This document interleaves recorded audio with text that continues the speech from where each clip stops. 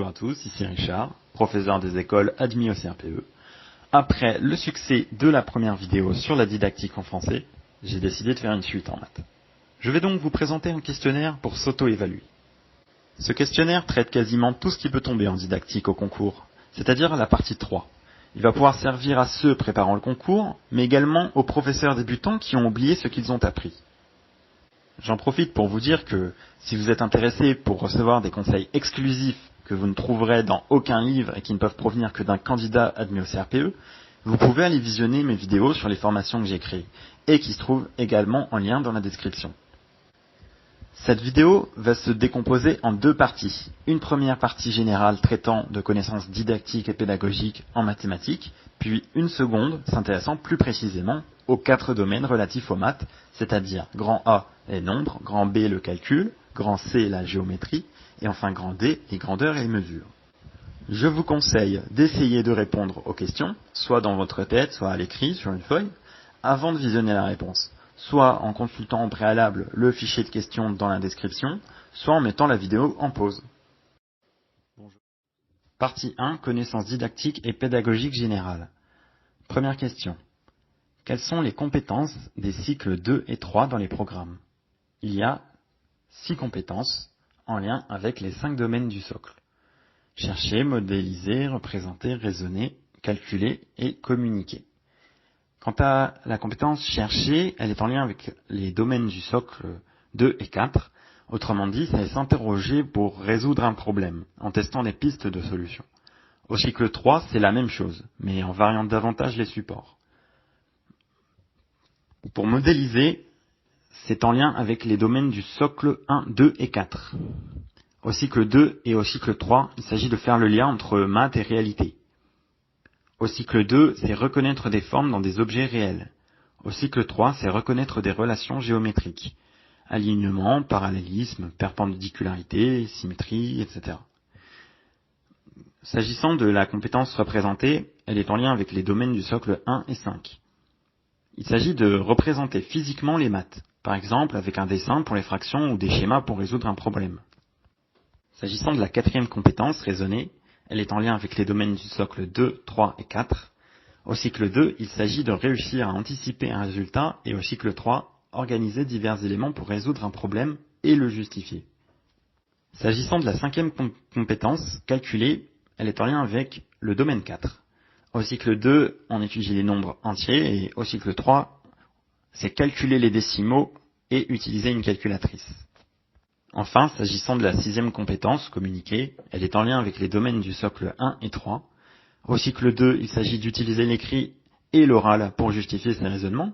Au cycle 3, c'est la même chose, mais avec plus de précision, et il s'agit de communiquer avec les autres élèves et plus seulement avec le professeur. Deuxième question. Qu'est-ce qu'un champ conceptuel? Dégagé par Gérard Vergniaud, c'est un réseau de concepts et de situations en étroite corrélation. Il constate qu'une même situation peut générer une variété de problèmes, dont la résolution peut être envisagée en faisant appel à divers concepts. Par exemple, les concepts de multiplication, la division ou la proportionnalité. Par exemple, avec des sachets de bonbons, on peut se demander combien il y a de bonbons avec 5 paquets de 10 bonbons. Il s'agit alors ici d'une multiplication. Ou combien de paquets pouvant contenir 20 bonbons on peut réaliser avec 300 bonbons. Il s'agit alors d'une division. Troisième question. Quels sont les différents modèles d'enseignement et leurs caractéristiques? Il existe 5 modèles. Tout d'abord, le modèle transmissif. Ses caractéristiques sont au nombre de 3. On émet l'hypothèse que l'élève n'a pas de connaissances. Deuxième caractéristique, l'enseignant pratique le cours magistral. Et enfin, il y a une communication claire du savoir par l'enseignant. S'agissant des avantages, cela permet d'acquérir des connaissances et gagner du temps. S'agissant des inconvénients, cela suppose que les élèves soient attentifs et, de plus, la tête d'un élève n'est jamais vraiment vide, donc une connaissance n'en remplace pas facilement une autre. Le deuxième modèle est le modèle maïeutique scolaire. Ses caractéristiques sont au nombre de 2. L'enseignant pose des questions et l'enseignant évite les mauvaises réponses, voire il les ignore. S'agissant des avantages, cela induit une participation des élèves et donne confiance en eux aux élèves. S'agissant des inconvénients, tous les élèves ne participent pas et les élèves n'ont pas forcément compris car c'est très guidé. Il y a dans ce modèle un effet topaz, c'est-à-dire que on aide de plus en plus jusqu'à ce qu'ils trouvent la réponse. S'agissant du troisième modèle, c'est le modèle behavioriste ou d'induction guidée. Ici, on veut obtenir un comportement par induction. S'agissant de l'avantage de ce modèle, c'est un modèle centré sur l'apprenant qui lui permet d'accéder à une certaine forme de réussite. S'agissant de l'inconvénient, c'est que dès qu'on cesse de guider l'élève, il ne sait plus où aller. Quatrième modèle, le modèle socio-constructiviste. Eh bien ici, il s'agit d'apprendre d'un autre plus expérimenté, que ce soit un adulte ou un autre enfant. Ces caractéristiques sont au nombre de 2. On pense que la tête de l'élève n'est jamais vide, d'une part, et d'autre part, on acquiert de nouvelles connaissances que si on prend conscience de l'insuffisance de ses acquis précédents. C'est ce qu'on appelle aussi le conflit socio-cognitif. En maths, on utilisera ce modèle pour des situations problèmes qui se déroulent d'ailleurs en 4 phases. Une recherche individuelle, puis une recherche en groupe, ensuite une mise en commun, et enfin une mise en commun et un débat, et enfin l'institutionnalisation des connaissances. En 4e phase. S'agissant enfin du dernier modèle, c'est le modèle de l'apprentissage de l'abstraction, ou par l'abstraction. Dans ce modèle, inspiré par Piaget et Brunner, apprendre, c'est acquérir des concepts abstraits. S'agissant de l'avantage principal, c'est que cela permet à l'élève de développer une démarche complexe de recherche. S'agissant de l'inconvénient, qui est le plus important, c'est que cette approche n'aide pas vraiment les élèves à donner du sens au concept. 4e question, qu'est-ce que l'analyse a priori et quel type d'analyse a priori peut-on effectuer? L'analyse a priori, c'est anticiper les actions des élèves. Il y a 3 types de questionnements possibles. Le premier type, c'est quelle procédure correcte les élèves peuvent-ils utiliser pour résoudre la tâche? À cette question, on peut proposer les réponses suivantes. L'élève peut utiliser les savoirs déjà enseignés. Ou bien, l'élève va utiliser des procédures induites par des effets de, entre guillemets, contrat. Par exemple, l'élève va utiliser correctement l'addition car il a vu le mot addition en titre de la page. De façon plus surprenante, il peut également utiliser des procédures fausses pour obtenir des réponses correctes. Mais il faut rapidement corriger cela pour obtenir des réponses correctes. Il faut également corriger cela pour le futur, car il y aura forcément un moment où sa procédure fausse ne marchera plus. Le deuxième type de questionnement possible, c'est quelles erreurs les élèves risquent-ils de faire? À cette question, on peut répondre on peut anticiper en tout cas, que l'élève ne comprend pas l'énoncé. Ou bien, l'élève ne comprend pas qu'il faut élaborer une procédure car ce n'est pas demandé dans l'énoncé. Ou bien encore, les erreurs d'application dans les techniques à utiliser. Enfin, on peut anticiper des erreurs liées aux exigences de l'enseignant. Le troisième et dernier type de questionnement possible dans l'analyse a priori, c'est de quelle façon les élèves vont-ils arriver à investir les éléments de savoir visés? Ici, il y a 2 cas possibles. Certains élèves vont trouver un résultat, et dans ce cas, on procédera à une mise en commun. Ou bien, le deuxième cas, c'est que aucun élève ne trouve le résultat. Alors, l'enseignant peut fournir des aides ou parfois même apporter la solution. 5e question. À quoi sont dues les différentes erreurs possibles? Les erreurs sont dues à 4 types d'erreurs possibles. Le premier type, c'est tout simplement des erreurs dues à un manque de connaissances. Il faut alors identifier ce que l'élève n'a pas compris et la réexplication peut être une bonne remédiation, mais seulement à court terme. Ensuite, l'erreur peut être due à la procédure utilisée.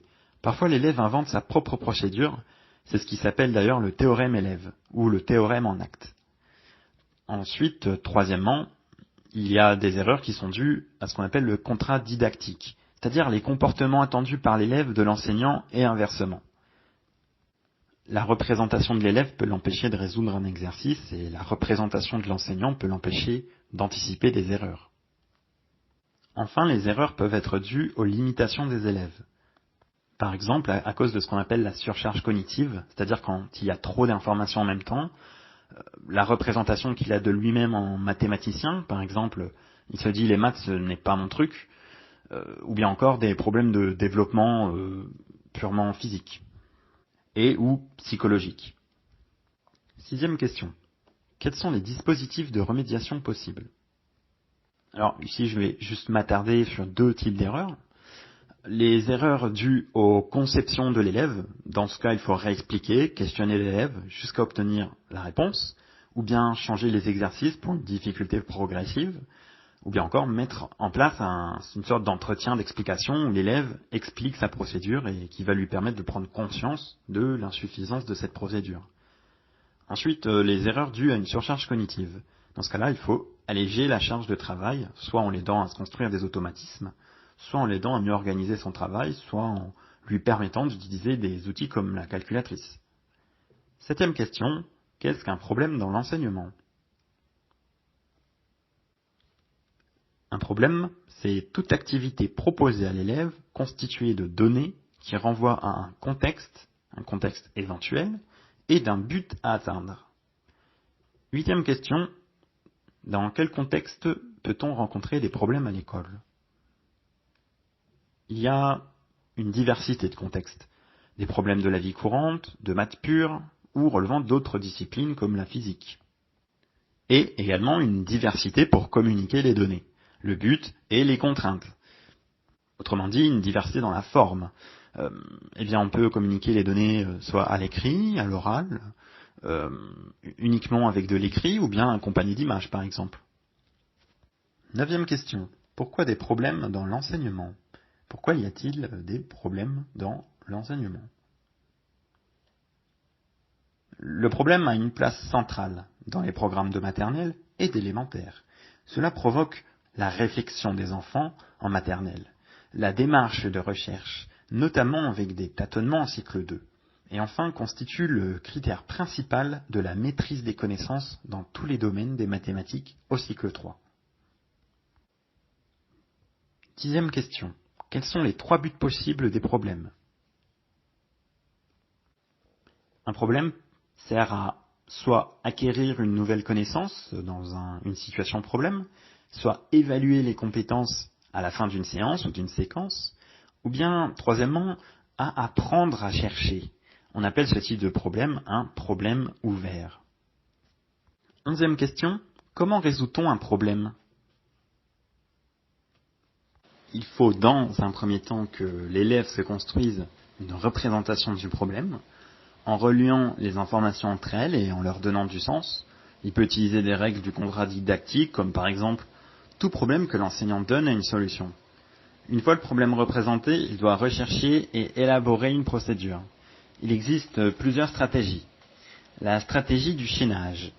Il y a le chaînage avant, on va des données à la question, et le chaînage arrière. On part des questions pour aller vers les données.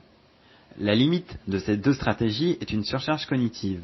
Leur efficacité réside souvent dans la capacité à mixer les deux, ce qu'on appelle le chaînage mixte, en commençant par un chaînage avant et en passant en chaînage arrière quand il y a un blocage ou trop d'informations.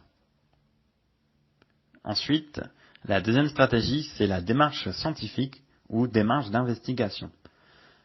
Il faut partir d'essais organisés, puis émettre des conjectures et les tester. Enfin, il existe d'autres stratégies de recherche. Par exemple, l'analogie, c'est trouver des ressemblances entre un problème que l'on sait résoudre et un autre que l'on doit résoudre. Les essais, les erreurs, le changement de cadre, c'est-à-dire transformer l'énoncé, par exemple en schématisant les données, etc.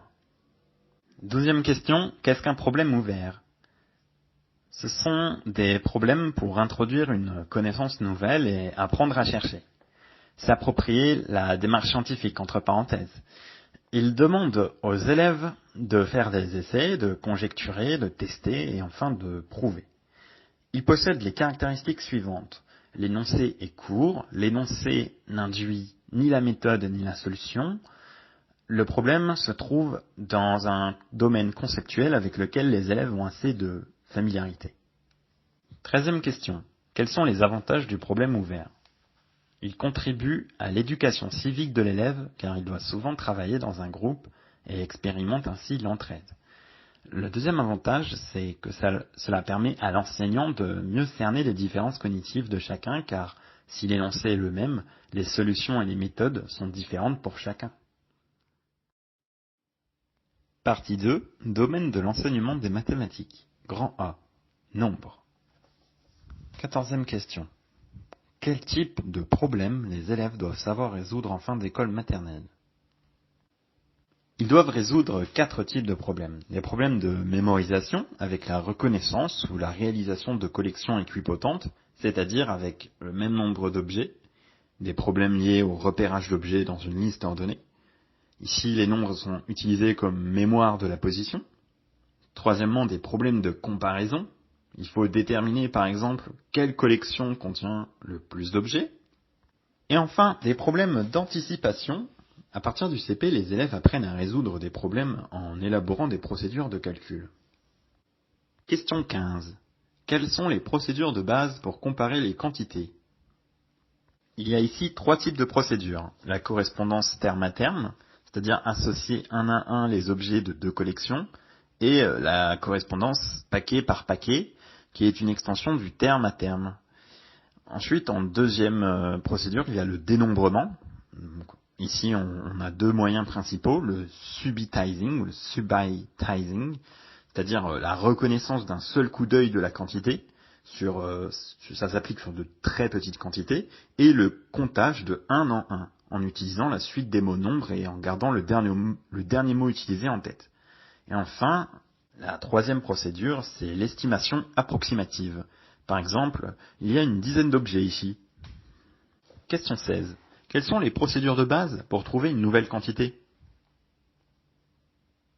Ici, il y a 4 procédures. Le recomptage. L'élève représente ce qu'il faut compter par un dessin ou ses doigts et compte.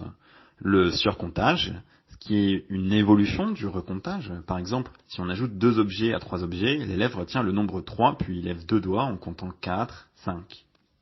Le décomptage, c'est la procédure inverse du surcomptage. Par exemple, en reculant un pion sur une droite graduée, il trouvera la réponse.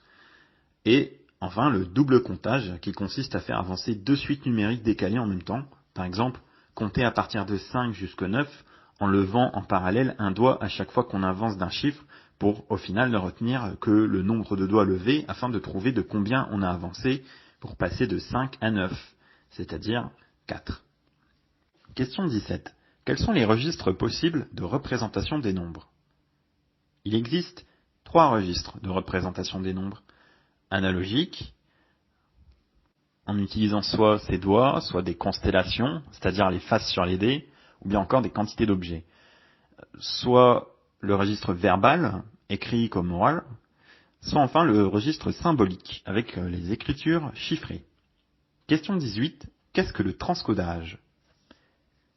Une première maîtrise des nombres par les élèves est la capacité à circuler entre ces 3 registres, ce qu'on appelle le transcodage. Par exemple, dis combien de doigts sont levés. Ici, on assiste au passage d'une représentation analogique à une symbolique. Question 19. Quel jeu peut-on mettre en place pour apprendre à reconnaître les écritures chiffrées? On peut utiliser des jeux de cartes traditionnels ou la file numérique, c'est-à-dire l'élève parcourt le doigt en énonçant la comptine orale. Question 20. À partir de quelle classe commence l'étude de la numération décimale? L'étude commence à partir du CP, au cycle 2 donc. Question 21. Quels sont les différents types de problèmes permettant de comprendre la numération chiffrée? Il y a 4 types de problèmes. Des problèmes faisant intervenir la relation entre quantité et écriture des nombres en chiffres, la comparaison de nombres entiers, des problèmes pour écrire des suites de nombres, et enfin, les problèmes pour placer ou repérer des nombres sur une ligne graduée. Question 22. Quelles sont les procédures utilisables par les élèves pour les problèmes faisant intervenir la relation entre quantité et écriture des nombres en chiffres?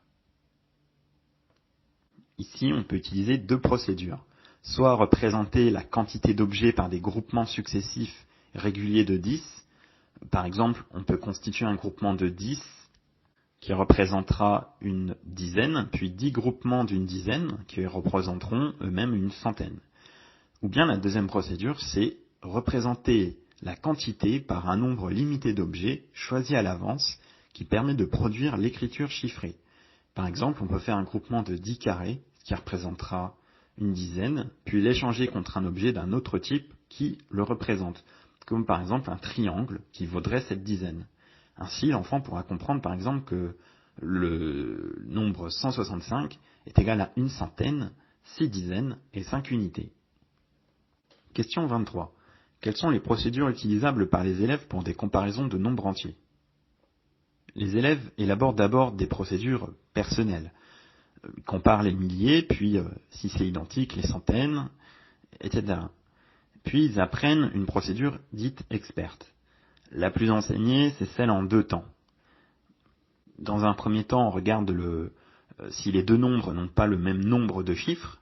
Dans ce cas-là, le plus grand, c'est celui qui a le plus de chiffres.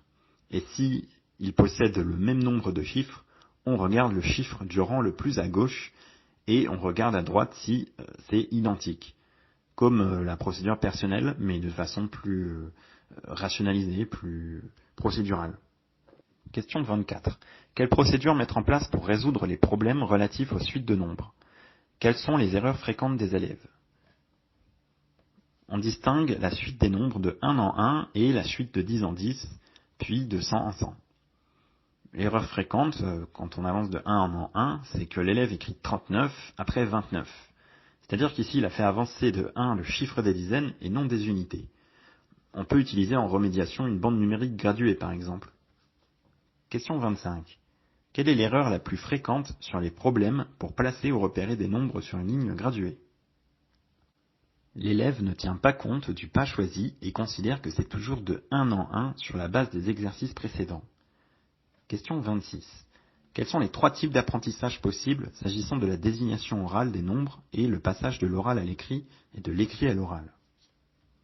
Le premier type d'apprentissage, c'est l'apprentissage du début de la suite orale des nombres. Un des premiers contacts des enfants avec les nombres passe par la récitation de la suite orale, souvent appelée comptine numérique. Mais ces nombreuses irrégularités, surtout présentes au début, n'en facilitent pas la mémorisation. Ensuite, le deuxième type d'apprentissage, c'est celui de la correspondance orale chiffrée. Ici, l'erreur fréquente, c'est d'écrire, par exemple, 76, 616, car le 6 au début appelle 60. Enfin, le troisième type d'apprentissage, c'est la comparaison des nombres à partir de leur désignation orale. À l'oral, les comparaisons de nombres se font principalement par appui sur certains mots entrant dans la composition des mots nombres étudiés. Par exemple, pour comparer 2500 et 12500, seule la partie avant le mot 1000 doit être prise en compte. Question 27. À partir de quand commence l'étude des fractions et nombres décimaux? Elle commence au CM1. L'étude est limitée à des cas simples en primaire, notamment en demi, tiers, quart, etc. Question 28. Quels sont les différents types de problèmes possibles pour les fractions et nombres décimaux? Il y a tout d'abord des problèmes pour exprimer une mesure. Ici, les fractions sont introduites au CM1 comme des outils pour exprimer et communiquer des mesures de longueur, d'aire, etc. à partir d'une unité. On peut utiliser la bande d'unité, une surface unité, dans des cas où cette mesure ne s'exprime pas par un nombre entier d'unités. Ensuite, les fractions simples sont prolongées par une étude des fractions décimales, exprimées en dixièmes, centièmes, etc. Puis des nombres décimaux exprimés par une écriture à virgule. Enfin, les fractions et nombres décimaux peuvent servir à repérer des points situés sur une droite. Par exemple, la fraction 4 tiers est liée au fait qu'on a reporté 4 fois le tiers de l'unité. Question 29. Quelle est la condition nécessaire à la compréhension de la désignation des fractions et des nombres décimaux? La compréhension des fractions et des nombres décimaux suppose aussi celle des différents moyens de les exprimer. Question 30. Quelles sont les erreurs fréquentes s'agissant des fractions? On a par exemple la non-différenciation de 4 sur 3 et de 3 sur 4. c'est-à-dire la confusion entre numérateur et dénominateur, l'impossibilité de donner du sens aux fractions supérieures à 1, etc. Question 31. Quels sont les 5 types d'expressions des nombres décimaux que peuvent rencontrer les élèves au cycle 3? Il y a l'écriture décimale avec virgule. Ici, il faut que les élèves comprennent que la valeur d'un chiffre dépend de la position qu'il occupe dans l'écriture. Ensuite, il y a les décompositions associées à cette écriture. Par exemple, 405,30, c'est égal à 405 plus 0,30. En troisième lieu, les écritures utilisant des fractions décimales. 405,30, c'est égal à 405 plus 30 centièmes, 30 sur 100. Ensuite, en quatrième type d'expression, les désignations verbales. En lecture courante, 405,30, ça peut être, ça se lit 405,30. Alors qu'en lecture dite signifiante, ça se lit 405 et 30 centièmes. Donc la lecture signifiante, c'est le 5e type d'expression des nombres décimaux que peuvent rencontrer les élèves au cycle 3. Question 32. Quelles sont les erreurs fréquentes relatives aux fractions et écriture décimale? Par exemple, la confusion entre écriture décimale et nombres décimaux. Pour eux, 2 sur 10, c'est égal à 2,10. La barre de fraction jouant le rôle de virgule. Autre exemple, l'écriture décimale est conçue comme représentant deux nombres entiers séparés par une virgule. Par exemple, pour eux, 1,8 plus 2,10, ça serait égal à 3,14, ce qui est faux, puisque c'est égal à 4,4. Question 33. Quelle technique les élèves peuvent-ils employer pour comparer des fractions et des nombres décimaux? Pour comparer des fractions, on peut les placer sur une droite graduée. La meilleure technique s'agissant de comparer des nombres décimaux est de considérer la valeur de chaque chiffre en partant du chiffre de plus grande valeur, par exemple en plaçant les nombres les uns sous les autres. Grand B, passons maintenant au calcul. Question 34. Quelles sont les 2 classifications des différents moyens de calculer? Il existe 2 classifications. La première, qui oppose traditionnellement calcul mental et calcul écrit. Or, cette dichotomie méconnaît le fait qu'un calcul conduit par écrit nécessite aussi une activité mentale. Le calcul mental a une particulière importance à l'école, puisqu'il est recommandé par le ministère de l'Éducation nationale de le pratiquer chaque jour. La deuxième classification oppose calcul automatisé, c'est-à-dire quand on fait appel à un résultat mémorisé ou qu'on exécute un algorithme qui lui est déjà mémorisé, et calcul réfléchi, quand on doit élaborer une procédure spécifique au calcul. On doit prendre une décision personnelle dans le calcul réfléchi. Par exemple, pour 32 plus 18, on peut faire 30 plus 10 d'une part et 3 plus 9 d'autre part, ou ajouter 10 à 32 puis 8 à 42. Question 35. Comment améliorer la mémorisation en calcul mental? On mémorise mieux ce qui a du sens. La connaissance de propriétés réduit le coût de la mémorisation. Par exemple, savoir que la multiplication est commutative, que 3 fois 6 égale 6 fois 3 par exemple. Question 36. Quelle est la place des algorithmes opératoires, aussi appelés calculs posés, aujourd'hui à l'école? Quels sont leurs objectifs? Le calcul posé reste un objectif primordial de l'école primaire, malgré la diffusion de nouveaux outils de calcul aujourd'hui banalisés à l'école, comme la calculatrice, les ordinateurs, etc. Ils portent tant sur la réflexion des mécanismes en jeu que la virtuosité technique. Question 37. De quelle façon le calcul instrumenté est-il enseigné à l'école primaire? On cherche à leur apprendre à s'en servir dès le cycle 2, pour les 4 opérations, et elle constitue une variable didactique importante, soit pour calculer une opération trop complexe lors de l'apprentissage d'une nouvelle opération, soit pour alléger la charge cognitive lorsqu'on souhaite que l'élève centre sur le raisonnement. Question 38. À partir de quel cycle l'addition et la soustraction sont-elles étudiées? Elles sont étudiées dès la maternelle. L'étude se construit principalement au cours du cycle 2. Question 39. Quelle est la typologie des problèmes d'addition et de soustraction dégagés par Gérard Vergniaud? Gérard Vergniaud propose 4 catégories. La composition de 2 états, en premier lieu, où l'on peut chercher soit le composé, soit une partie. Par exemple, pour le composé, on peut se demander combien y a-t-il de fleurs dans un bouquet composé de 5 roses et 3 iris. Si on cherche la partie, on peut se demander, dans un bouquet composé de 8 fleurs, il y a 5 roses. Combien y a-t-il d'iris?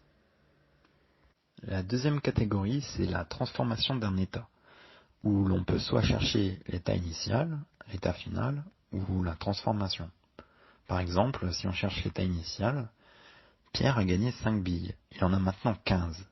Combien en avait-il au début? Si on cherche l'état final, Pierre a 10 billes, il en gagne 5. Combien en a-t-il maintenant? Si on cherche la transformation, Pierre avait 10 billes au départ, il en a maintenant 15. Combien en a-t-il gagné? Ensuite, en troisième catégorie, on a la comparaison d'états, où l'on peut chercher l'un des états ou la comparaison. On compare ici des éléments différents. Ils ne font pas confondre avec la transformation d'un état où les billes appartenaient toutes à Pierre.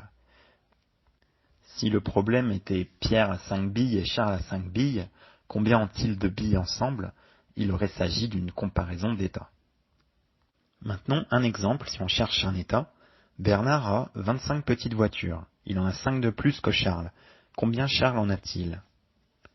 Maintenant, un exemple pour la comparaison. Dans le magasin A, un jouet vaut 5 euros.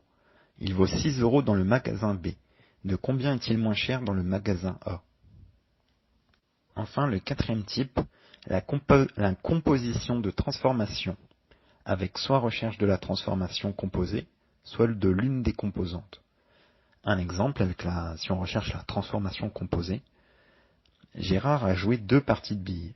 À la première, il gagne 5 billes, et à la deuxième, il en gagne 8. Combien a-t-il gagné au total? Maintenant, un exemple si on cherche une des composantes. Au jeu de loi, Julie joue 2 coups.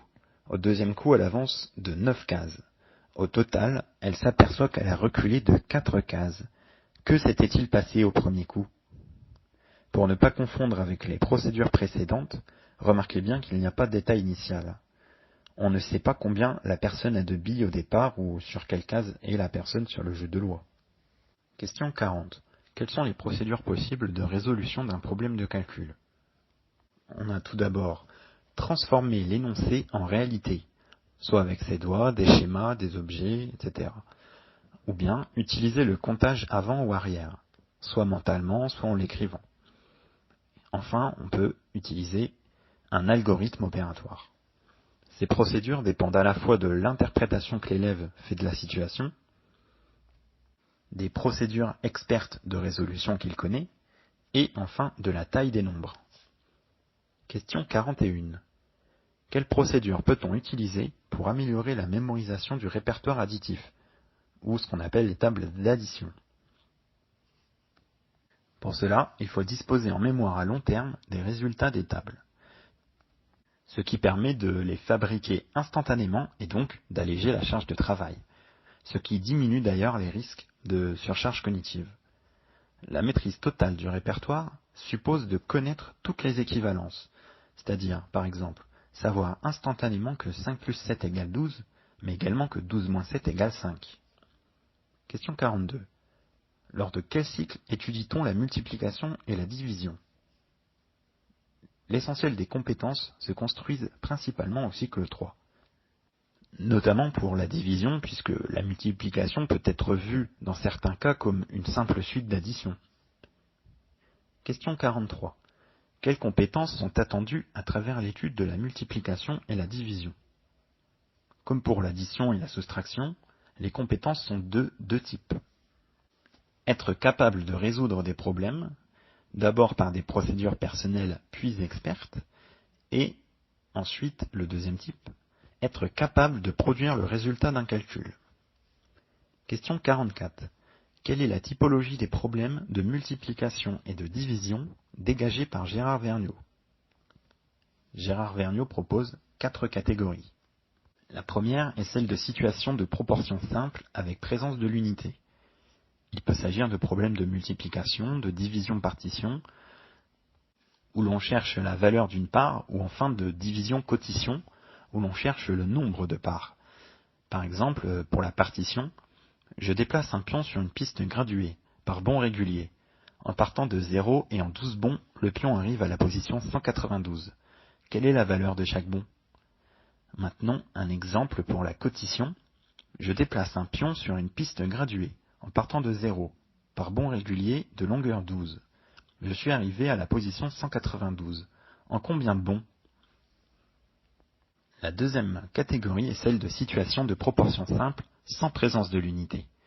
Ces problèmes ne peuvent pas être résolus en faisant intervenir une seule opération. Ils relèvent de la proportionnalité.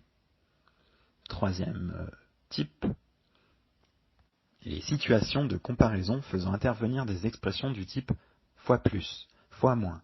Par exemple, Pierre a 7 ans, son père est 4 fois plus âgé. Quel est son âge? Et enfin, le dernier type, ce sont les situations de produits de mesure.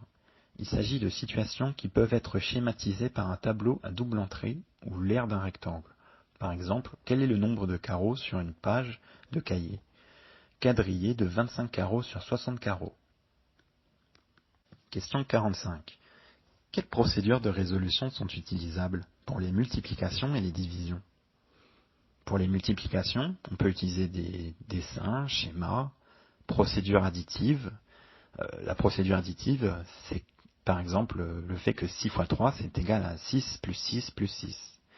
Le calcul mental aussi, grâce aux tables de multiplication. Pour les divisions, on peut utiliser des procédures imagées, un algorithme, le calcul posé, des essais de multiples aussi, même si ça reste une procédure fastidieuse si l'élève commence trop bas à son estimation. Question 46. À quel domaine l'étude de la proportionnalité est-elle liée? Son étude ne peut être séparée de l'étude de l'apprentissage du domaine multiplicatif. Question 47. Quelle est la typologie des problèmes posés sur la proportionnalité? On distingue d'une part les problèmes de la quatrième proportionnelle, où on est amené ici à chercher le nombre manquant dans une relation qui met en jeu deux couples de nombres. Pour faire simple, c'est un produit en croix. Et d'autre part, les problèmes de comparaison de mélange. Il y a en général au moins 3 quantités, le tout et au moins 2 parties complémentaires. Par exemple, une boisson composée de sirop de fraise et d'eau. Question 48. Quelles procédures de résolution sont utilisables sur la proportionnalité pour les élèves? Tout d'abord, on peut utiliser les procédures en appui sur les propriétés de la linéarité. Il y a 2 procédures possibles ici.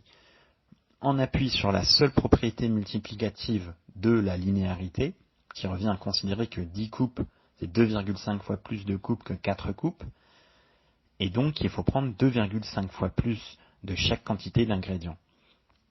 Et l'autre procédure, en appui sur les propriétés additives et multiplicatives de la linéarité, qui revient à considérer que 10 coupes, c'est 8 coupes, 2 fois 4 coupes, puis 2 coupes. Plus 2 coupes, pardon. C'est-à-dire la moitié de 4 coupes.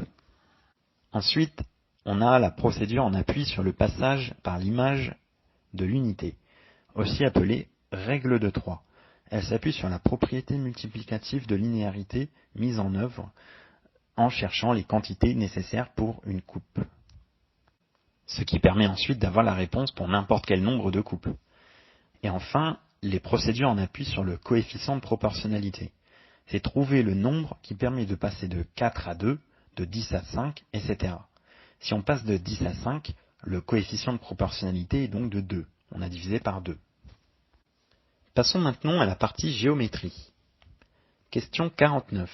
De quelle façon est étudiée la géométrie plane du cycle 1 au cycle 3?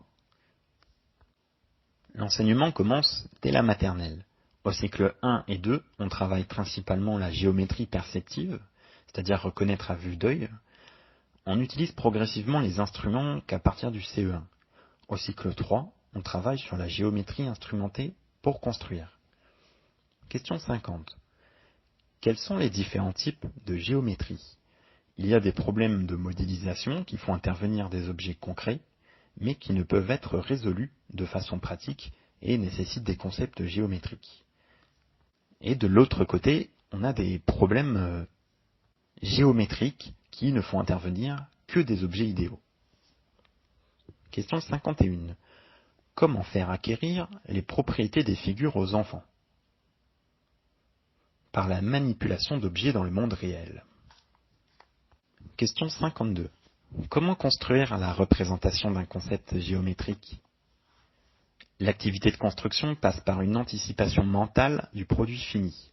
On parle d'image mentale anticipatrice. Puis, par l'élaboration d'une procédure de tracé s'appuyant sur des propriétés de géométrie explicites ou implicites, avant de passer à l'exécution du tracé. Question 53. Quels sont les 4 types de problèmes en géométrie?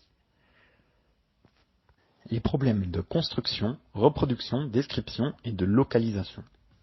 Mais vous ne pouvez retenir que 3 types puisque la localisation ce n'est qu'une sous-catégorie de la description. Question 54. Quelles sont les procédures possibles pour tracer le symétrique d'une figure par rapport à un axe? On peut utiliser le pliage, puis par transparence on va décalquer la figure, ou bien le papier calque ou encore le papier quadrillé qui sont possibles. Question 55. Quelles conceptions erronées ont souvent les enfants sur la symétrie? Les enfants pensent souvent que l'axe de symétrie d'une figure est une droite d'équilibre entre les deux parties qui passent par le milieu de la figure. La symétrie axiale est ainsi perçue comme une application d'un demi-plan. Question 56. Quelles sont les connaissances préalables nécessaires pour se repérer dans l'espace?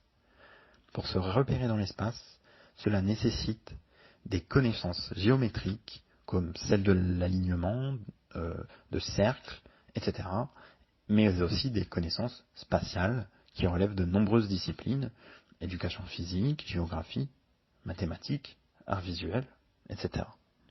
Question 57. Quels sont les 3 types de repères? En géométrie, bien sûr. Les repères relatifs prenant en compte le point de vue de l'observateur, tout d'abord. Ensuite, les repères indépendants du point de vue de l'observateur. Et enfin, les repères absolus qui sont établis une fois pour toutes. Question 58. Quels sont les 3 types d'espace? Le micro-espace, proche de l'observateur mais extérieur à celui-ci. Le méso-espace, totalement accessible à partir de la position de l'observateur. Celui-ci est alors un élément de cet espace. Le macro-espace, dont on ne peut avoir que des perceptions locales. Question 59. Quelles sont les activités principalement demandées aux élèves s'agissant des solides? Déterminer les propriétés d'un solide, le nombre et la nature des faces, le nombre de ses arêtes et de ses sommets. Mais aussi, on peut lui demander de construire le patron de solide donné, ou bien encore identifier si un dessin est un patron d'un solide donné. Enfin, nous allons attaquer la dernière partie, celle relative aux grandeurs et mesures. Question 60. Qu'est-ce qu'une grandeur? Une grandeur peut se définir comme tout caractère d'un objet, susceptible de variation chez cet objet, ou d'un objet à l'autre. Question 61. Quelles grandeurs sont étudiées à l'école? On étudie 5 grandeurs. L'aire d'une surface, la masse d'un objet, le volume d'un solide et la durée. Et j'en ai oublié une, la longueur d'un segment ou d'une ligne. Question 62. Qu'est-ce qu'une mesure? C'est le nombre d'unités permettant de réaliser une grandeur égale à celle de cet objet. Il faut donc choisir au préalable une grandeur appelée unité. Question 63. Comment mesurer les différentes grandeurs? Il suffit d'attribuer 1 comme mesure à une grandeur et reporter cette unité autant de fois que nécessaire, puis compter le nombre de reports. Et enfin, dernière question, la 64. Dans quel ordre faut-il étudier grandeur et mesure? Le travail sur les grandeurs précède toujours le travail sur leurs mesures. C'est ce que préconisent les programmes.